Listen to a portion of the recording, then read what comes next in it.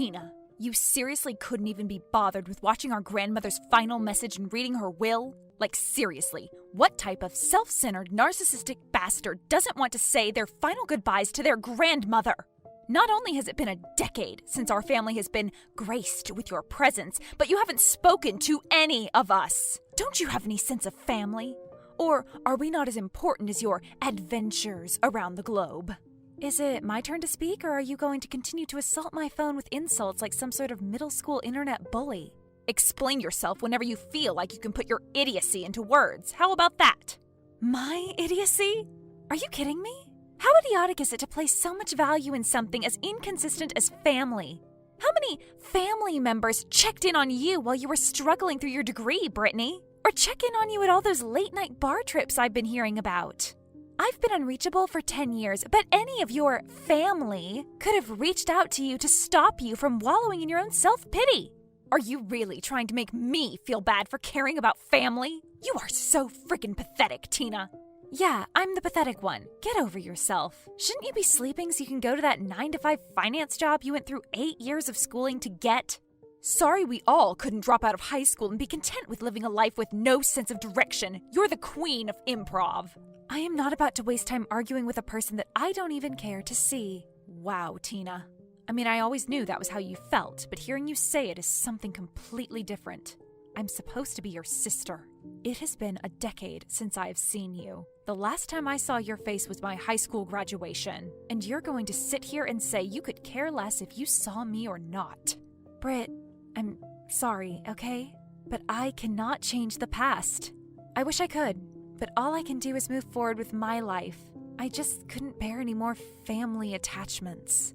Dad's death was very rough on me. I spiraled out of control to the point where I couldn't even define what emotions I felt on a day-to-day basis. It was hard.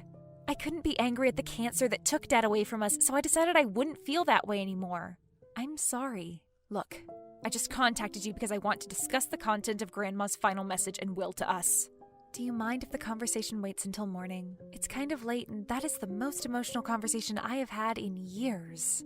It honestly took a lot of energy. Agreed. That was a lot. I'm not going to lie.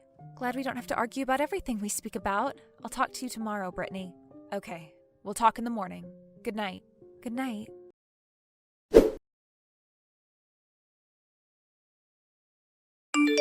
All right, Brittany. What matter was so pressing that you had to interrupt the flow of my wonderful night? There is no way that you are about to go right back to being the jerk you were before our conversation last night. I thought we had finally found a way to coexist. Please do not mess up the progress that I thought we were making. All right. Can we not waste any more of either of our time and get to the point of this conversation?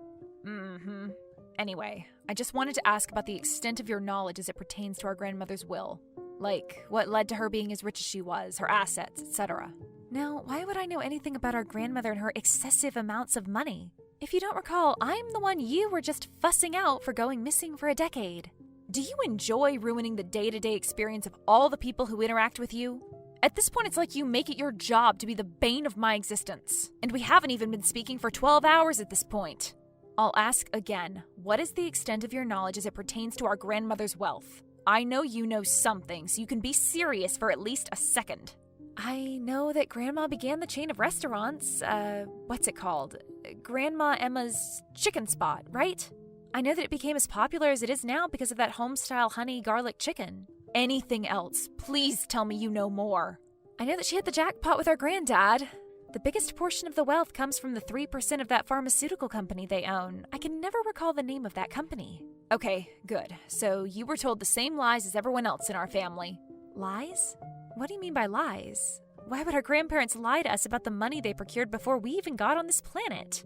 I guess we weren't ready for the truth. The contents of our grandmother's final will and testament was about the truth of our so-called family business.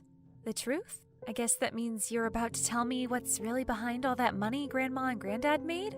Well, first I have to figure out where to start. How about you just jump into the story?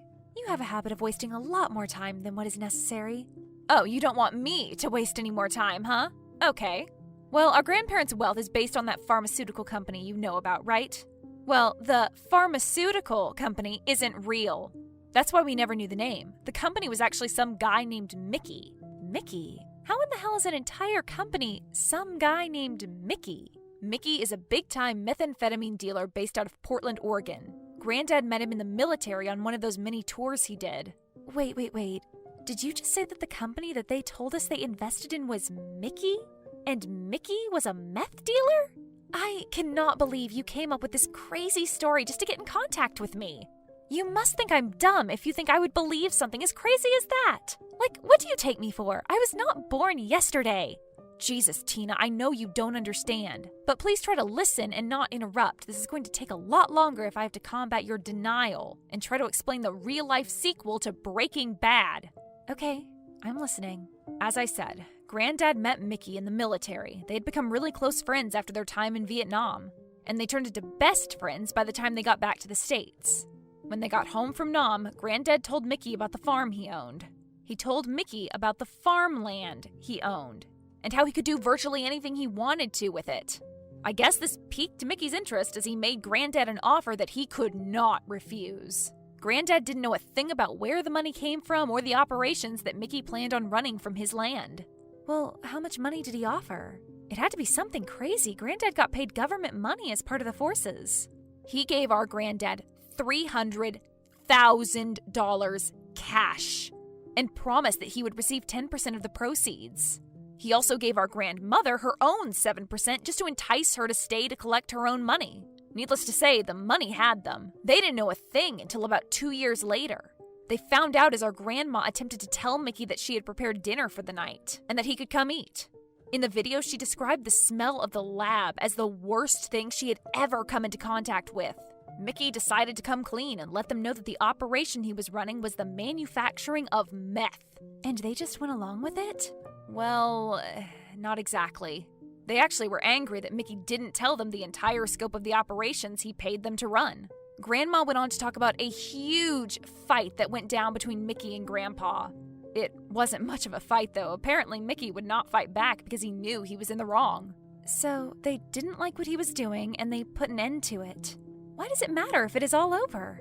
Tina, for God's sakes, can you let me finish? I mean, it's not a Q&A. It's a, I talk, you listen.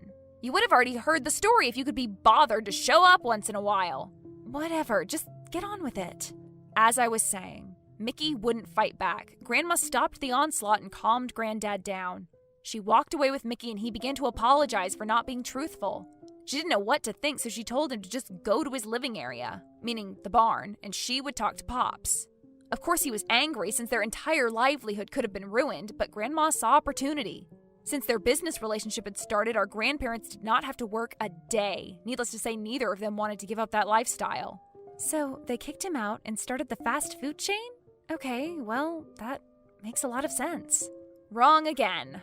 Grandma always dreamed of her restaurant, but that was not what she cared about anymore. She saw it as a way to clean all the money that they were making at such an absurd rate. The rest is history. Wow, are you serious? Yes, I'm afraid. That, my slightly dumb sister, is how our family fortune came to be. We are a drug kingpin, and none of us ever knew in the slightest. Now you're the one trying to ruin my life experience. Regardless, that was so many years ago, Brittany. I understand that Grandma spoke of it in the video, but why does that hardly matter now? If anything, we should burn all evidence of this and leave it in the past. This is why I called you slightly dumb. Yeah, it is smart to rid the evidence, but you have to be dumb if you're not looking at this opportunity like it's a gold mine. How small-minded can you be? Brittany, you are a 9-to-5 worker that works from a cubicle in an office. You cannot believe that you are just going to be able to go from that to a meth dealer. I'm tired of living such a mundane lifestyle. Every day I do the same thing. Wake up, convince myself to hit the gym, go to work. Work 8 hours, eat while I'm there, go home. I can't keep doing it. I need something different, something more spontaneous. And a life of crime is how you want to spice your life up? This isn't Grand Theft Auto, Brittany. You cannot go back to your normal, comfortable life after you try to get into something like this. Have you tried taking a dance class? How about parasailing? Hell, even skydiving. Just don't try to bite off more than you can chew. Tina, I am an adult. I know how to handle myself and not get into trouble. We're not kids anymore, you know. Well, you sure are acting like one. Why would you say you want to get involved with meth? Just have a more interesting life? Even if it made your life more interesting, you do know it's a secret you'd have to carry to the grave, right? Just like Grandma did. Oh, shut up. Acting like you care about your family now? You don't know anything about the lifestyle our grandma led, so don't go trying to give out advice. You wouldn't be half the woman our grandma was. Okay, that was uncalled for. Very uncalled for. Seems like you got everything figured out already, huh? You're darn right I do. I didn't need you all those years, and I don't need you now. I think you need me now more than ever, honestly. But I'll let you do what you want. You're right about one thing. We are not children anymore. I do not have to look after you by any means. Is that all? Can I go back to leading my normal, isolated life? Or are you going to keep bothering me without purpose? Yeah, go back to the pathetic lifestyle you live, whatever that may be. Actually, there is one last thing. Our grandma's lawyer wanted to speak to you about your part of the inheritance. I don't know why you have a part, but that wasn't my choice, I guess. Okay. Thanks for that pointless comment. I'll make sure that I get in contact with her. Okay, well, that's all, Tina. Goodbye. I hope whatever you do goes well. Bye, Brittany. Don't get into any trouble.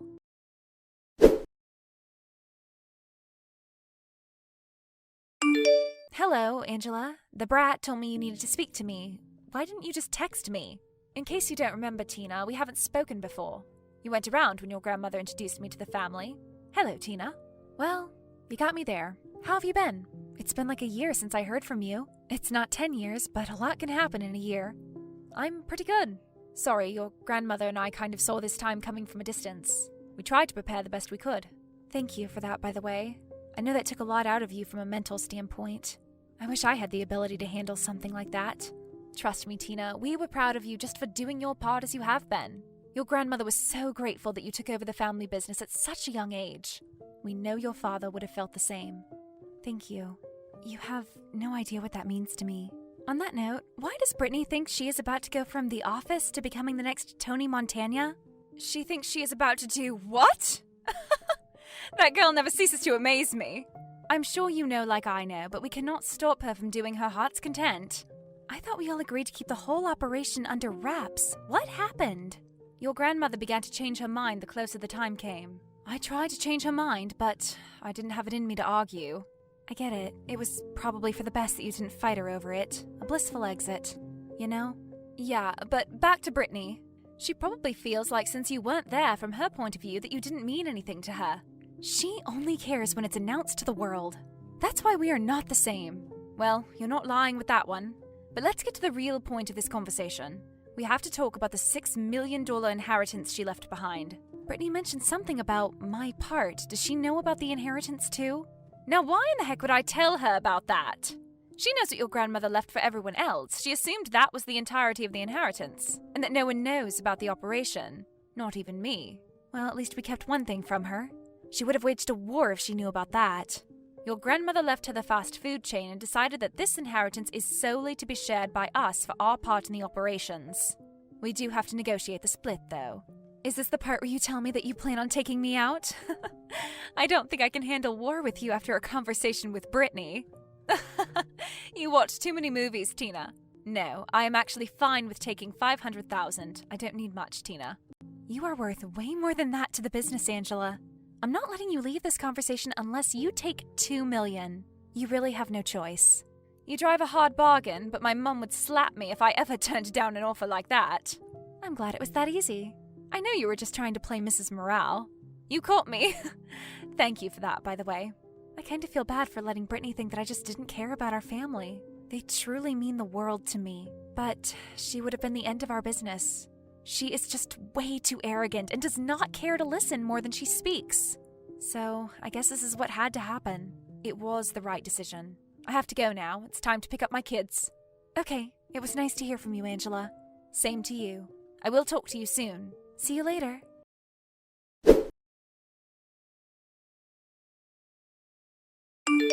Please tell me you have access to a TV. Watch the news right now. Please skip the dramatics. You know for a fact that I do not own a TV. Let's get to the point. Former financial manager arrested for trafficking? What in the hell did she do? It couldn't have had anything to do with the business. She hasn't been with me, talking to me, or anything else. Brittany the Brilliant decided to find her own way into the family company. She found her own contacts and then began to try and set up a family partnership. The contact told her to meet him the week after and then showed her his badge and took her in. Since she runs the chicken spot, they decided to check out all locations and decided to shut down 3 of the biggest restaurants. It isn't devastating to the company, and the teenage crowd thought it was pretty cool. I'm just glad we stopped cleaning money there, or else she would have really been Armageddon to our entire family. That's cool and all, but you know this means we can't do anything for her, right? I can be her lawyer, but the bail price is so high it would look strange for you to bail her out. So, I can't get her. Or else the cops are going to look into the background of my money. Cool. Don't get me wrong, I want to empathize with her, but we all knew that Brittany would be the end of herself. It's not on our shoulders. She chose her own path. Why do we only contact each other in these awful scenarios? We've got to get better at talking about something positive. You're right. When she found out the news, she was doomed. I told your grandma that would happen. Trust me, my grandma knew that too. But I guess the decisions were all up to Brittany. Well, I'll make sure I do better with contacting you with better news. I have to go. Talk to you later, Tina. Okay, goodbye.